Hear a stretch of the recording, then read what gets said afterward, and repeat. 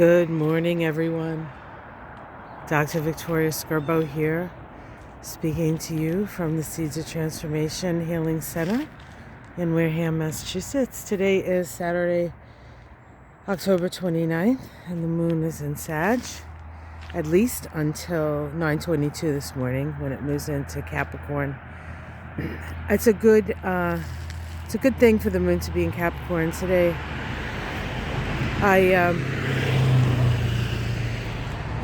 I just wanted to let you guys know nothing happened.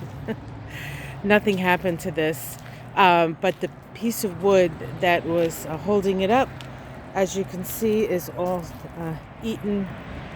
I think the woodpeckers got at it, and so it was no longer stable enough to hold this. It's pretty heavy. So my husband, with the help of two of our friends, took it down, and we're going to put it on some other stand. I'd like to put it back over the garden because I really like it there. But we need to get another piece of wood to do that. So I don't want you to think that there was a storm or the birdhouse fell down.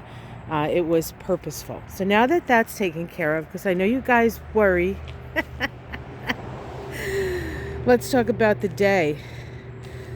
So I feel pretty grateful that the moon is in Capricorn, because the moon in Capricorn makes us a little bit more judgy, or utilize good judgment, or I don't want to call it critical, but certainly evaluative. Is that a word? We evaluate things when the moon is in Capricorn. How practical is it? How much money can we make with it? How does it help to support the structure of my life? Capricorn moon. I have a friend who's got a moon in Capricorn, and she's a Sag. So there's a part of her that's carefree and then there's that other part of her that's like success driven, and because of that, she's quite successful.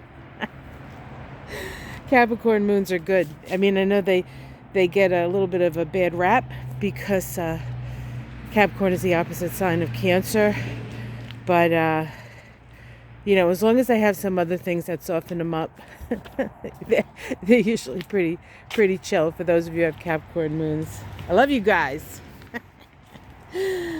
All right, so what else happens today? Well, there are two aspects that sort of push us in the direction of seeing what we would most want to see, right? Idealistic, unrealistic, perhaps, energies today. Don't make any decisions. Don't say, I can do that. Absolutely. Wait a couple of days. Let the veil sort of lift. What's causing that? A Venus-Neptune sesquiquadrate. You're glad you asked. And also an inconjunct between Mercury and Jupiter. This inconjunct between Mercury and Jupiter has actually been going on for a while because of Mercury's retrograde station. And so this is the third of three. This is the last one. Inconjuncts require us to make adjustments. Mercury is in Libra. Jupiter is in Pisces. The adjustments are more social adjustments. Hi, Charlie. Here's Charlie. He's out and about. So is Charlotte, but I don't know where she's hiding because he's looking for her. See? He's looking for her. He cares. He's like, I don't like her. And then he just has to watch her all day. He's like a little kid who's got a crush. Well, at least that's what it looks like to me. I'm not sure he would agree. I'm not sure if Charlotte would agree either. All right, back to astrology. It's happening. It's Saturday. Let's be whimsical. If we can't make illusionary decisions, let's at least be whimsical. So we can bring out the whimsy. We just can't perhaps take ourselves too seriously today. So the other thing that's happening today, talk about taking ourselves seriously, is once Mercury makes that inconjunct to Jupiter, it actually then moves into Scorpio. Yeah, Scorpio. That is the sign of the south node of the moon. uh, Memories will come up, and not all of them will be pleasant, most likely with Mercury and Scorpio. Not that it's something we need to be afraid of, but certainly something we can utilize. Remembering things so we can let them go. It's not remembering things so we can create a revenge plan. No. It's about healing. So we may have some stuff come up while Mercury moves through Scorpio.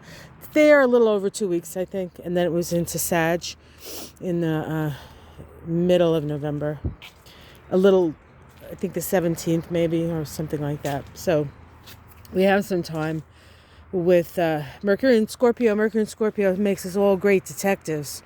So if you want to get to the bottom of something, Mercury and Scorpio will get you there. And especially towards the end of it, when it makes that sextile to Pluto in Capricorn, I think there'll be some sort of revelation. And that, of course, is going to happen within probably the first 2 weeks, 2.5 weeks of November. So I'm going to be doing the November Astro Kabbalah today.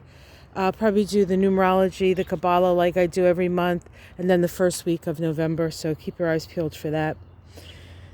We also have later in the day a sextile between the moon and the sun. That is a Gemini side sextile, stimulating our curiosity with the moon in Capricorn and the sun in Scorpio. Our curiosity revolves around resources and how best to utilize them, how to make the most of them, even other people's resources.